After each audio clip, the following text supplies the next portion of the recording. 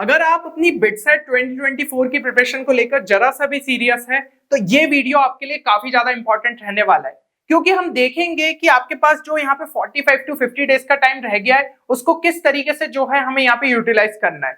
क्योंकि कई सारे आपके सामने जो है यहाँ पे चैलेंजेस है, जैसे कि हम कह सकते हैं कि भाई आपके पास सिर्फ 45 से 50 दिन का टाइम रह गया है। उसके अलावा आपको जो है यहाँ पे जेईई मेंस का भी जो सेकंड अटेम्प्ट होने वाला है, जिसकी डेट्स भी मेरे हिसाब से आपको यहाँ पे पता चल चुकी है, तो वो चीज भी जो है आपको मैनेज करनी है। उसके अलावा कुछ और एग्जाम्स के अगर आपने फॉर्म्स भरे, जैसे कि बीआईटी ट्रिपल ई हो गया, एमईटी हो गया, उन पे भी जो है फोकस करते हुए चलना है। और इसके अलावा जो है अपनी जेईई प्रेप के अलावा कुछ एक्स्ट्रा एफर्ट्स की रिक्वायरमेंट है, क्योंकि ऐसे कुछ फैक्टर्स है जो कि बिटसेट और जेईई को अलग बनाते हैं, तो उन पे भी जो है फोकस करना पड़ेगा। क्योंकि पीसीएम को लेकर हम जो है ये चीज सोचते हैं ना, जेईई मेंस के लिए तैयारी कर ली तो बिटसेट के लिए भी हो जाएगी। तो इस वीडियो से आपको समझ में आएगा कि नहीं भाई, कुछ चीजें एक्स्ट्रा आपको यहाँ पे करनी पड़ेगी। तो हर चीज जो है हमने इस वीडियो में आपके लिए कवर करी है। बस दो चीजें आपको यहाँ पे करना है कि ये वीडियो को जो है तुरंत ही आप यहाँ पे लाइक करें, साथ ही साथ कमेंट में यहाँ पे लिख दीजिए कि आप जो है बिटसेट 2024 को क्रैक करने वाले, तभी तो जाके ये वीडियो आपको जो है यहाँ पे मोटिवेट कर पाएगा। तो खुद के लिए जो है सेल्फ मोटिवेशन के लिए कमेंट सेक्शन में तुरंत जाके लिखिएगा आई विल क्रैक बिटसेट। अब सबसे पहले अगर हम जो है आपके यहाँ पे टारगेट की बात करें, तो आप लगभग जो है यहाँ पे 300 मार्क्स का टारगेट लेते हुए अगर चल रहे हो, तो उसके लिए पहले तो प्रैक्टिकली एक प्लान बनाना पड़ेगा। आपको समझना पड़ेगा कि सेक्शनल टारगेट हमें किस तरीके से लेना है, क्योंकि हम जो है एक यहाँ पे बड़ा सा गोल लेते हुए चल लेते हैं, लेकिन भाई उसको पहले पार्ट्स में तो बांटो, किस तरीके से उसको जो है अचीव किया जा सकता है।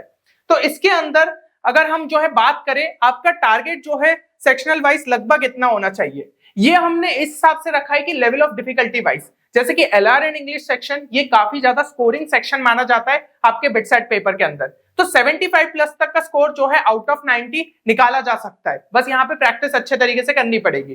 देन सेकंड अगर हम बात करें केमिस्ट्री जो है काफी थ्योरेटिकल पूछा जाता है, इजी पूछा जाता है, एनसीईआरटी बेस्ड रहता है, तो इसके अंदर भी भाई 70 प्लस का स्कोर जो है आप यहाँ पे निकाल सकते हो। अब बात कर ले अगर फिजिक्स की, तो फिजिक्स में भी चीजें जो है फॉर्मूला बेस्ड रहती है, एनसीईआरटी बेस्ड रहती है, और कुछ क्वेश्चंस थोड़े से जो है डिफिकल्टी लेवल ऊपर रहते हैं, लेकिन फिर भी 70 प्लस तक का स्कोर हम जो है इसके अंदर भी एम कर सकते हैं। एंड लास्ट में अगर जो है हम यहाँ पे मैथ्स की बात कर ले, तो मैथ्स में जो है 85 प्लस का आप टारगेट रख सकते हो आउट ऑफ 120। तो इतना जो है कम से कम आपको टारगेट लेते हुए चलना पड़ेगा, क्योंकि मैथ्स में थोड़ा कम इसलिए ले रहे हैं, मैथ्स में आपका जो है चीजें थोड़ी सी लेंदी रहती है, तो कहीं ना कहीं जो है कुछ डिफिकल्ट क्वेश्चंस अगर आप छोड़ भी देते हो तो एटलीस्ट इतने स्कोर का जो है आप टारगेट यहाँ पे लेते हुए चल सकते हो। अब ये जो हमने यहाँ पे मार्क्स का टारगेट लिया है, उसके लिए अगर हम देखें कि कितने क्वेश्चंस आपको लगभग जो है पेपर में अटेम्प्ट करना पड़ेगा, तो आप देख सकते हो एलआर एंड इंग्लिश के लिए कम से कम 25 क्वेश्चन अगर आप अटेम्प्ट करते हो तो कहीं ना कहीं उतना स्कोर निकाल सकते हो। केमिस्ट्री के लिए बात करें तो लगभग 24 क्वेश्चन हो गए। फिजिक्स के लिए अगर हम बात करें तो 23 के आसपास जो है आपको क्वेश्चंस यहाँ पे सही करने पड़ेंगे, और मैथ्स के लिए बात करें तो 28 क्वेश्चन सही करने पड़ेंगे। अब इन सबको अगर आप यहाँ पे टोटल करोगे तो यहाँ पे कम से कम आपको जो है 100 क्वेश्चन अटेम्प्ट करना पड़ेगा, और उनको जो है सही भी अटेम्प्ट करना पड़ेगा। अब क्वेश्चन सबसे बड़ा उठ के ये आता है कि क्या भाई 100 क्वेश्चन अटेम्प्ट करने से काम बन जाएगा? तो यार ये चीज सोचिए कि ये एक आइडियल केस हो गया कि आपने 100 क्वेश्चंस यहाँ पे अटेम्प्ट करे और 100 के 100 सभी जो है आपके यहाँ पे सही हो गए। इतनी अच्छी एक्यूरेसी बहुत ही कम एस्पिरेंट से जो है एक्सपेक्ट की जा सकती है, ठीक है ना। कहीं आप जो है 90 to 95% पहुंचा सकते हो, पर 100 के आसपास एक्यूरेसी बहुत कम स्टूडेंट्स के अंदर देखी जाती है। तो हम जो है थोड़ा सा प्रैक्टिकल केस लेते हुए चलते हैं। तो प्रैक्टिकल केस में आपका क्या रहेगा कि एटलीस्ट आप 110 क्वेश्चन यहाँ पे जो है अटेम्प्ट करो, तब जाके आप 300 के आसपास जो है यहाँ पे रह सकते हो। और इसमें भी एक्यूरेसी तो ऑब्वियसली आपकी काफी हाई होनी चाहिए, 90 to 95% के आसपास। और अगर एक जो है हम छोटा सा केस यहाँ पे ले ले कि लेट से आपने 110 क्वेश्चन अटेम्प्ट करे और उसमें से मान लो 7 इनकरेक्ट हो गए, तो टोटल आपका जो स्कोर हो जाएगा वो हो जाएगा कि 103 आपके जो है सही है, इंटू 3 किया तो ये आपका कितना हो गया 309। उसमें से जो है हमने अगर 7 यहाँ पे डिडक्ट भी कर दिया तो भी आप जो है 300 प्लस पहुंच गए हो। अब यहाँ पे जो है 7 क्वेश्चन गलत हुए, 8 क्वेश्चन गलत हो गए, ठीक है, थोड़े क्वेश्चन आपने ज्यादा अटेम्प्ट किए, तो कहीं ना कहीं आपको यहाँ पे समझ में आ रहा है कि इस स्कोर के आसपास तक पहुंच जाओगे। तो सबसे पहले तो ये टारगेट जो है अपने दिमाग में आप सेट कर लो। अब ये चीज अगर आप यहाँ पे कर पाए तभी जाके जो है हम आगे का प्लान यहाँ पे डिस्कस कर पाएंगे। और देखिए जो आपके पास यहाँ पे रिमेनिंग डेज है, अगर उसमें आप अपनी बिटसेट की प्रिपरेशन को बूस्ट देना चाहते हैं तो आप हमारे रिसेंटली लॉन्च क्रैश कोर्स में जो है एनरोल कर सकते हैं, जो कि आपका शिखर बैच। और इसका जो है प्रोसीजर सिंपल सा आपको दिया है कि किस तरीके से कोर्स में एनरोल करना है। कोर्स की डिटेल्स की जो लिंक है वो भी आपको डिस्क्रिप्शन में देखने को मिल जाएगी। एंड इस पे जो है अभी एक स्पेशल डिस्काउंट ऑफर चल रहा है, जिसको अगर आप अवेल करना चाहते हो तो डिस्क्रिप्शन में जाके कूपन कोड को यहाँ पे चेक कर सकते हैं। फिर भी कोर्स से रिलेटेड अगर कोई भी क्वेरी रहती है तो आप जो है गिवन नंबर पे हमारी टीम को कॉल कर सकते हैं या फिर इस मेल आईडी पे जो है मेल करके भी अपनी क्वेरी पूछ सकते हैं। तो ये कोर्स जो है आपकी बिटसेट की प्रिपरेशन में काफी ज्यादा आपको बेनिफिशियल साबित हो सकता है, आप इसे जरूर से चेक करिए। अब अगर हम जो है यहाँ पे बात करें कि सबसे पहले किन रिसोर्सेस को फॉलो करना है, क्योंकि देखो रिसोर्सेस को लेकर स्टूडेंट्स के मन में बहुत ज्यादा कंफ्यूजन रहता है, उन्हें लगता है कि बिटसेट के लिए कुछ अलग ही तैयारी करनी है जेई के मुकाबले, तो ऐसा नहीं है। ठीक है, दोनों में जो है सिलेबस काफी ज्यादा यहाँ पे कॉमन होता है। तो सबसे पहले तो आप ये एक चीज जो है यहाँ पे पकड़ के चलो कि भाई स्पेसिफिक रिसोर्सेस को यहाँ पे हमें जो है लेते हुए चलना है, उसके अलावा इधर उधर नहीं भागना है। ऐसा नहीं कि हम इधर से भी देख रहे हैं वीडियोस, हम उधर से भी वीडियोस देख रहे हैं, हम ये बुक भी फॉलो कर रहे हैं, हम वो बुक भी फॉलो कर रहे हैं, तो ऐसा करके तो पूरा टाइम ही चला जाएगा। तो सबसे पहली चीज हो गई कि मल्टीपल रिसोर्सेस पे हमें जो है यहाँ पे नहीं भागना है, कुछ स्पेसिफिक रिसोर्सेस से जो है स्टिक करना है। अब वो रिसोर्सेस कौन से होंगे तो थोड़ा सा मैं आपको आइडिया देने की कोशिश करता हूँ। उससे पहले अगर हम जो है सिलेबस पे यहाँ पे नजर डाल ले तो आपको क्या दिख रहा है, ये जो आपका यहाँ पे सेट है ये जेईई मेंस का सिलेबस बता रहा है और ये वाला जो सेट है ये बिटसेट का बता रहा है। अब ये जो है बड़े और छोटे क्यों हैं, क्योंकि जेईई मेंस में आपने जो है रिसेंटली देखा होगा कि कई सारे टॉपिक्स एंड कई सारे जो आपके चैप्टर्स है, स्पेशली यहाँ पे अगर हम बात करें केमिस्ट्री के जो आपके चैप्टर्स है उनको जो है यहाँ पे रिमूव कर दिया गया है, तो वो पोर्शन जो है आपका यहाँ पे कम हो चुका है, इसलिए बिटसेट में जो है कोई भी यहाँ पे रिडक्शन देखने को नहीं मिला। तो कहीं ना कहीं बिटसेट का जो सिलेबस है वो ज्यादा है और काफी सारा पोर्शन तो आप इनके दोनों के बीच में कॉमन देख ही सकते हो क्योंकि most of the syllabus common ही है। हाँ, बस जो डिलीटेड वाले चैप्टर्स है वो आपके अलग से जो है आपको बिटसेट में तैयार करने होंगे और इक्का दुक्का टॉपिक्स होंगे जो कि जेईई मेंस में पूछे जाते हैं बट बिटसेट में नहीं। तो सीधी सीधी सी बात है कि एक चीज को जो है ध्यान रखिएगा कि जो चीज आपने यहाँ पे जेईई मेंस के लिए प्रिपेयर करी है वो आपकी बिटसेट के लिए भी यूजफुल रहेगी। ऐसा नहीं है कि वो चीज के अलावा जो है आपको बिटसेट के लिए अलग से तैयारी करनी है, क्योंकि पीसीएम का हम देख रहे हैं मोस्ट ऑफ द सिलेबस जो है वो आपका यहाँ पे सेम रहने वाला है। और इसके अलावा जैसा कि हमने देखा कि कुछ पोर्शंस जो है आपके यहाँ पे डिलीट हो गए या फिर कुछ चैप्टर्स आपके जो है डिलीट हो गए, तो उनको जो है आपको अलग से जो है यहाँ पे प्रिपेयर करना पड़ेगा क्योंकि जेईई मेंस के टाइम आप उसे प्रिपेयर नहीं कर पाए। अब वो कौन से टॉपिक्स है, कौन से चैप्टर्स है, तो यहाँ पे हमने जो है उनकी लिस्ट आपके लिए कंपाइल कर दी है, आप जाके जो है यहाँ पे चेक कर सकते हो। ठीक है, कौन कौन से, जैसे कि अगर हम देखें तो यहाँ पे some basic concepts in chemistry जो कि आपका मूल कॉन्सेप्ट भी होता है, तो उसमें कुछ टॉपिक्स हटाए गए। एटॉमिक स्ट्रक्चर में मॉडल्स आपके थोड़े से हटा दिए गए थे बट बिटसेट में थ्योरेटिकल क्वेश्चन पूछा जा सकता है। और फिर जो है आप यहाँ पे देख सकते हो काफी सारे चैप्टर तो पूरे के पूरे रिमूव हो गए, लेकिन इनसे भी क्वेश्चन पूछा जाएगा क्योंकि यहाँ पे ब्रोशर में मेंशन है। तो ये सारी चीजें आपको जरूर से यहाँ पे करनी है। अब टेंशन मत लीजिए, पूरी जो कंप्लीट पीडीएफ है वो आपको हमारे टेलीग्राम चैनल पे यहाँ पे मिल जाएगी। टेलीग्राम चैनल की जो लिंक है वो आपको डिस्क्रिप्शन में देखने को मिल जाएगी, तो उसको ज्वाइन कर लीजिएगा। सारे इंपॉर्टेंट रिसोर्सेस वहां भी जो है आपको देखने को मिल जाते हैं। तो ये चीज हो गई, डिलीटेड पोर्शन जो है वो आप यहाँ पे समझ गए हो कि आपको अलग से थोड़ा सा यहाँ पे तैयार करना पड़ेगा। अब हम जो है इंडिविजुअली सब्जेक्ट वाइज चलते हैं कि क्या क्या चीजों का यहाँ पे ध्यान रखना है। सबसे पहले फिजिक्स की बात कर लेते हैं। फिजिक्स में एक चीज समझ लो, बिटसेट में फॉर्मूला बेस्ड क्वेश्चंस आपको देखने को मिलने वाले।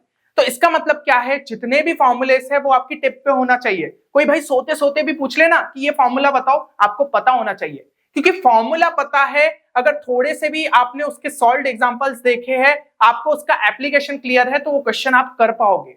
हो सकता है कि किसी चैप्टर के अंदर आपको बहुत ज्यादा ऐसी डिफिकल्टी लगती हो, आपको चीजें जो है उतनी अच्छे से क्लियर नहीं हो रही हो, लेकिन कुछ जो फॉर्मूले है जो कि आपको क्लियर है, आपको पता है उनका एप्लीकेशन किस तरीके से लगना है, और वहीं से अगर क्वेश्चन आ जाता है तो आप क्वेश्चन सॉल्व कर लोगे। लेकिन कई स्टूडेंट्स का माइंडसेट क्या होता है जेईई मेंस के टाइम पे कि भाई चैप्टर बहुत ज्यादा मुझे टफ लग रहा है तो पूरा चैप्टर ही छोड़ दूं, लेकिन बिटसेट के लिए यही माइंडसेट चेंज करने की जरूरत है।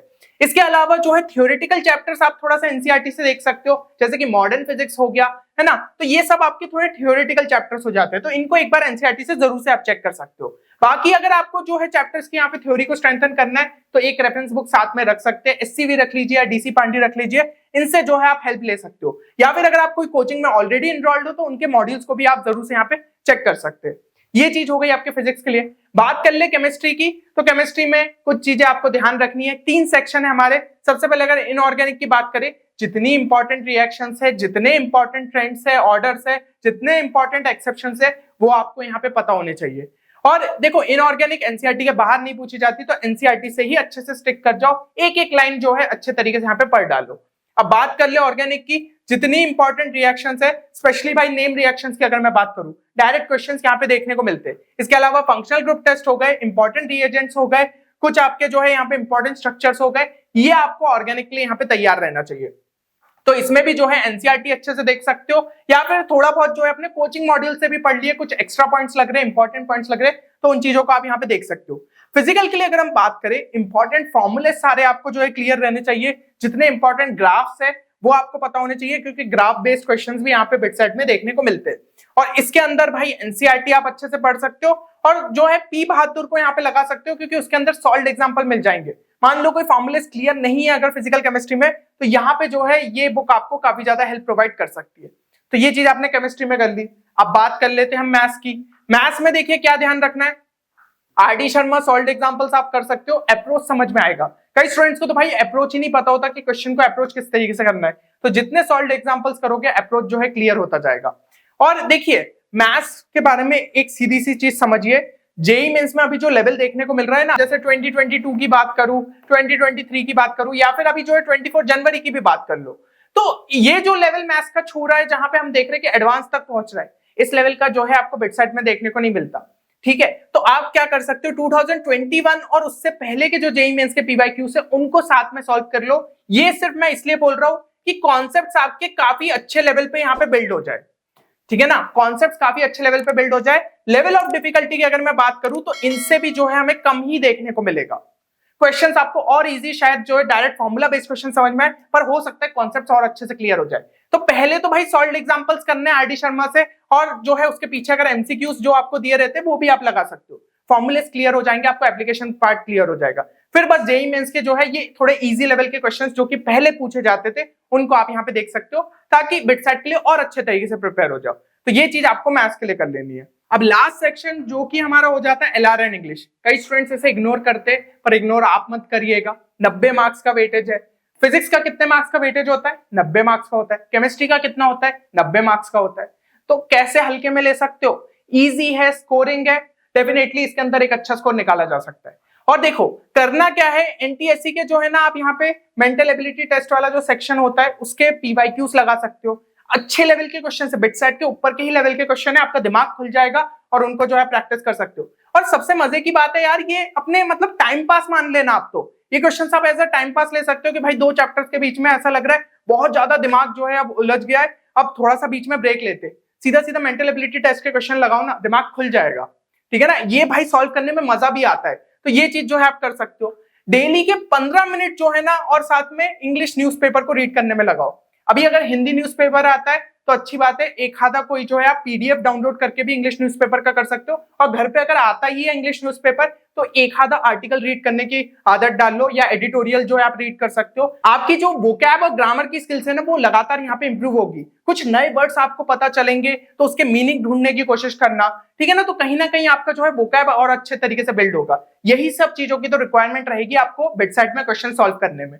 तो ये चीज जो है आपको साथ ही साथ करना है। एंड बाकी यार देखिए, इंग्लिश मीडियम स्कूल से आप पढ़े तो इंग्लिश में जो चीजें आप करते हुए आए हो, रीडिंग कॉम्प्रिहेंशन आपको पूछे जाते थे, उस टाइप के क्वेश्चन आपको देखने को मिल सकते। कंपोजिशन भी पहले आते थे, तो थोड़े बहुत क्वेश्चंस आप ऑनलाइन यहाँ पे प्रैक्टिस कर सकते हो, और इस तरीके से हर सेक्शन पे आप जो है यहाँ पे वर्क कर सकते हो। फिर भी आपको चीजें क्लियर नहीं हो रही और आपको लग रहा है नहीं यार एक जगह पे ही सारी चीजें मिल जाती, जिससे भाई एलआरएन इंग्लिश की प्रैक्टिस हमारी काफी अच्छे तरीके से हो जाए, तो टेंशन मत लीजिए। अगर पीसीएम को लेकर कॉन्फिडेंट हो और सिर्फ एलआरएन इंग्लिश में दिक्कत है, तो आप जो है हमारे यहाँ पे एलआरएन इंग्लिश कोर्स को चेक कर सकते हैं। स्पेसिफिक लॉजिकल रीजनिंग और इंग्लिश के लिए ही बनाया गया है, और उन स्टूडेंट्स के लिए जिनको पीसीएम तो अच्छे से आता है, बस इस सेक्शन में दिक्कत है। इसके अंदर आपको जो है इनसे रिलेटेड यहाँ पे लेक्चर्स मिल जाएंगे, जहां पे वो जो थ्योरी आपको रिक्वायरमेंट है कि ये कॉन्सेप्ट्स पता होने चाहिए, ये वैरायटी के प्रॉब्लम्स आते हैं, वो चीजें आपके लिए डिस्कस कर दी गई है। फिर आपको प्रैक्टिस शीट्स भी दे दी है कि भाई खुद से ही प्रैक्टिस कर लोगे तो और अच्छे से कॉन्सेप्ट यहाँ पे सारे क्लियर हो जाएंगे। और साथ ही साथ यहाँ पे जो है मॉक टेस्ट भी देखने को मिल जाते हैं स्पेसिफिक इसी सेक्शन के। तो भाई प्रॉपर तरीके से आपकी प्रैक्टिस हो जाएगी। आप इस कोर्स को भी चेक कर सकते हैं, डिटेल आपको जो है डिस्क्रिप्शन में देखने को मिल जाएगी, या फिर आप हमारी टीम को यहाँ पे कांटेक्ट भी कर सकते हैं। तो यहाँ पे जो है एलआरएन इंग्लिश की भी आपकी प्रॉब्लम जो है सॉल्व हो जाएगी। अब बात कर लेते हैं प्लान की, कि जो बचे हुआ टाइम है उसमें प्लान को क्या एग्जीक्यूट करना है। ठीक है, रिसोर्सेज बात कर ली, सब चीजें देख ली, लेकिन प्लान किस तरीके से चलेगा। तो प्लान बहुत सिंपल सा है। जेईई मेंस का पेपर हमारा एंड हो रहा है 9 अप्रैल। कई स्टूडेंट्स के 4 को हो जाएंगे, 5 को खत्म हो जाएंगे, 6 को खत्म हो जाएंगे, तो आपके लिए वो डेट यहाँ पे लिख लो। अब उसके बाद से लेकर 1 मई तक आपको बिटसेट की प्रिपरेशन पे यहाँ पे फोकस करना है। फिर उसके बाद भाई 1 मई जो है खुद के लिए डेडलाइन मान लो, ज्यादा से ज्यादा जो है 5 मई तक खींच लेना, उससे ज्यादा मत खींचना। ये आपकी डेडलाइन हो गई। इसके बाद जो है आपको यहाँ पे फाइनल रिवीजन करना रहेगा। कहाँ 1 से लेकर भाई 18 मई तक, ठीक है। तो ये आपका फाइनल रिवीजन का टाइम रहेगा। और देखिए इसके बीच में ना कुछ एग्जाम्स आपकी आएंगे, जैसे कि वीआईटी ट्रिपल का अगर आप फॉर्म भरते हो वो आपको देखने को मिल जाएगी, और भी कुछ स्टेट लेवल की आपकी एग्जाम्स हो सकती है।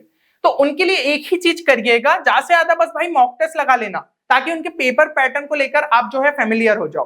बाकी जो तैयारी कर रहे हो बिटसेट के लिए वो वीआईटी ट्रिपल में भी हेल्प करेगी, ठीक है ना। तो ऐसा बहुत अलग कुछ नहीं करना है, बस ये है कि जैसे वीआईटी ट्रिपल एक आपकी थोड़ी 12th को ज्यादा फोकस करती है, तो उस चैप्टर्स को उस टाइम पे थोड़ा ज्यादा रिवाइज कर लिया। बाकी जो चीजें आप जेई के लिए पढ़ रहे हो वो बिटसेट के लिए भी हेल्प कर रही है और कॉम्पिटेटिव एग्जाम्स में हेल्प करेगी। बस मॉक टेस्ट ज्यादा से ज्यादा लगाना है ताकि पेपर पैटर्न को लेकर चीजें क्लियर हो जाए। अब देखिए जहां पे मैं यहाँ पे बिटसेट प्रेप की बात कर रहा हूं, तो यहाँ पे कुछ पॉइंट्स बताना चाहूंगा जिनको ध्यान रखोगे तो ये प्रिपरेशन और अच्छे लेवल पे होगी। सबसे पहला पॉइंट कि कुछ भी जो है यहाँ पे न्यू मत स्टार्ट करना। अगर आपके कुछ चैप्टर्स पहले से छूटे हैं, अब उनको लेके बैठे तो ये मान के चलो 4 से 5 दिन चले जाएंगे। एक एवरेज चैप्टर मान लो जो कि अच्छे लेवल का है, कभी छुआ नहीं, 4 से 5 दिन जा सकते। ऐसा सोचो कि वन शॉट से ही क्लियर हो जाएगा, नहीं भाई, वन शॉट के बाद क्वेश्चंस भी प्रैक्टिस करने पड़ेंगे। तो ये चीज है ना, थोड़ा सा चलो 4-5 दिन अगर मैंने ज्यादा ले लिया किसी चैप्टर के लिए, 2-3 दिन तो लग जाएंगे। उस टाइम के अंदर और भी चीजें आप अच्छे से रिवाइज कर सकते हो। तो क्या टारगेट लो कि भाई देखो कुछ भी स्टार्ट नया मत करना। अच्छा, ये उन स्टूडेंट्स के लिए जिनका अभी जो पोर्शन रिमेनिंग है ना वो 20% से लेस देन है। अगर आपका पोर्शन जैसे कि हम कहें कि सिर्फ भाई 60% कंप्लीटेड और 40% छूटा हुआ है, तो कम से कम भाई पहले उसको 80% तक तो लाओ, फिर तो हम ये बात कहेंगे कि कुछ भी नया मत स्टार्ट करो। क्योंकि 80% से कम करके जा रहे हो तो वैसे ही दिक्कत है। बिटसेट में पूरी तरीके से फैला हुआ रहता है पेपर, लगभग हर सेक्शन को ट्राई करते हैं कवर करने की, सबसे क्वेश्चंस पूछे जाते हैं। तो कम से कम जो आपका यहाँ पे चैप्टर्स कंप्लीशन है वो 80% के आसपास देखने को मिलना चाहिए। एंड जो वीक चैप्टर्स है आपके, ठीक है, ये आपका मैंने बात कर ली कि एकदम बिल्कुल नहीं स्टार्ट करे, लेकिन कुछ चैप्टर्स ऐसे भी होंगे जो कि वीक कैटेगरी में लाए कर रहे हो, उनके लिए क्या कर सकते हो, उसमें से सब टॉपिक्स को यहाँ पे डिवाइड कर लो। कुछ ऐसे हैं जो कि आपके वीक सब टॉपिक्स है, तो उनपे जो है थोड़ा थ्योरी पे वर्क कर लो। थ्योरी के लिए बुक्स ऑलरेडी अपन ने डिस्कस कर ली है ना। और जितने भी आपके स्ट्रॉन्ग सब टॉपिक्स है उनको पहले रिवाइज करो और उनसे जो है ज्यादा से ज्यादा बस क्वेश्चंस प्रैक्टिस करो, और ज्यादा स्ट्रेंथन हो जाएंगे। और उसमें ट्राई करना है कि भाई टाइमर लगा के क्वेश्चंस को सॉल्व करना है, ताकि आपकी स्पीड लगातार जो है यहाँ पे इंप्रूव होते जाए। इसके बाद क्या करना है, मान लीजिए अभी भी जो है कॉन्फिडेंट नहीं हो, आपको लग रहा है नहीं बहुत ही टफ चैप्टर है, मेरा तो भाई सब टॉपिक समझ में नहीं आ रहे, सभी वीक साइड पे पढ़ रहे, तो क्या करना है, एटलीस्ट ओवरव्यू ले लो सभी इंपॉर्टेंट फॉर्मूले का। सॉल्ट एग्जांपल्स वाली बुक सारी बता दी है, डीसी पांडे से इलस्ट्रेशंस उठा लिए, आपके आरडी शर्मा से जो है सॉल्ट एग्जांपल्स कर लिए, केमिस्ट्री के सॉल्ट एग्जांपल्स देख लिए एनसीईआरटी के। तो इससे क्या होगा, कॉन्सेप्ट्स जो है थोड़े बहुत लेवल पे आपके तैयार हो जाएंगे। अगर बहुत ही इजी क्वेश्चन बिटसेट में देखने को मिल गया, जो कि होता है, इवन चैप्टर बहुत लेवल पे टफ हो, लेकिन अगर उसका बेसिक लेवल का क्वेश्चन पूछा जा रहा है तो आपको किसी भी हाल में नहीं छोड़ना है। तो ये चीज का यहाँ पे ध्यान रखिए। स्टूडेंट्स यही गलती करते हैं, वो सोचते हैं कि यार ये जैसे कॉम्प्लेक्स नंबर जेई में बहुत टफ पूछा जाता है तो बिटसेट में ही टफ पूछा जाएगा, तो मेरे लिए तो ये जो चैप्टर बहुत ही खतरनाक सा हो गया, मैं छोड़ दूंगा। पता चला बिटसेट में बहुत ही सड़ा सा क्वेश्चन पूछ लिया, ओमेगा रिलेटेड पूछ लिया, क्यूब रूट ऑफ यूनिटी की प्रॉपर्टी से रिलेटेड, तो वो क्वेश्चन क्यों छोड़ोगे, बेसिक सा क्वेश्चन था। तो भाई कम से कम बेसिक लेवल पे चैप्टर्स आपके तैयार रहने चाहिए। उन वीक चैप्टर्स की मैं यहाँ पे बात करूं, जो स्ट्रांग है उनके लिए तो लगातार क्वेश्चंस प्रैक्टिस करोगे तो और ज्यादा स्ट्रेंथन होते ही जाएंगे। ये चीजों का आपको यहाँ पे ध्यान रखना है। अब फाइनल रिवीजन की जो मैं बात कर रहा हूँ, वहां पे अपने शॉर्ट नोट्स का यूज लेना। शॉर्ट नोट्स मतलब क्या होता है कि आपने पूरे चैप्टर को 2 से 3 पेजेस में समराइज कर दिया, तो आखिरी टाइम में बार बार शॉर्ट नोट्स को ही पढ़ते जाना है। हर मॉक टेस्ट से पहले फिर से शॉर्ट नोट्स पढ़े, ताकि कोई भी फॉर्मूला जो है आप एग्जाम टाइम पे यहाँ पे भूलो नहीं। ये चीज बहुत ज्यादा जरूरी है कि सारे फॉर्मूलेस आपके टिप पे है, आपके दिमाग में सेट है, क्वेश्चन देखते हुए आपको याद नहीं करने की जरूरत पड़ रही है कि ये फॉर्मूला इसका क्या था, दिमाग में सेट है। और जो है मॉक टेस्ट ज्यादा से ज्यादा अटेम्प्ट करने, लेकिन खुद को ज्यादा एग्जॉस्ट भी नहीं करना, इसलिए ऑल्टरनेट डेज पे दो। पहले दिन मॉक टेस्ट दिया, दूसरे दिन उसका एनालिसिस करो, गलतियां समझो, ताकि सेकंड मॉक टेस्ट में इंप्रूव कर पाओ। तो इस तरीके से आपको मॉक टेस्ट देने पड़ेंगे। आगे जो है मॉक टेस्ट एनालिसिस की भी स्ट्रेटेजी में लेके आऊंगा, सारी चीजें क्लियर कर दूंगा कि किस तरीके से मॉक टेस्ट को आपको अटेम्प्ट करना है। तो ये सारी चीजों का जो है आप यहाँ पे फोकस कर सकते हो। तो मेरे हिसाब से पूरा प्लान जो है आपको यहाँ पे क्लियर हो गया होगा। और देखिए आपके जैसे कई सारे ऐसे एस्पिरेंट्स हैं जिन्होंने पिछले साल में भी लास्ट के जो 2 महीने हैं या फिर 45 दिन है उसमें अपनी प्रिपरेशन को नेक्स्ट लेवल तक पहुंचा दिया और बिटसेट के अंदर एक अच्छा स्कोर लेके आए। क्योंकि बिटसेट जो है ऑल टुगेदर डिफरेंट एग्जाम हो जाती है जेईई मेंस में। आप देख रहे हो कितने सारे डिफरेंसेस है। एलआर एंड इंग्लिश सेक्शन को ही ले लो, 90 मार्क्स का वेटेज कैरी कर रहा है, जेईई मेंस में तो 0 मार्क्स का होता है। तो उसके थ्रू कितना स्कोर निकाल सकते हो। यहाँ पे जो चैप्टर्स हट गए उनको भाई प्रिपेयर कर लोगे, इजी क्वेश्चन पूछे गए तो उनमें जो स्कोर निकाल सकते हो। तो सारी चीजें जो है आपको यहाँ पे पॉजिटिव साइड पे ले जाएंगी और बिटसेट में एक अच्छा स्कोर निकाल सकते हो। जो परसेंटाइल जेईई मेंस में बने या फिर अभी बनने वाले हो उस पर उतना फोकस मत करिए, पूरा फोकस होना चाहिए बिटसेट में एक अच्छा स्कोर लाने का।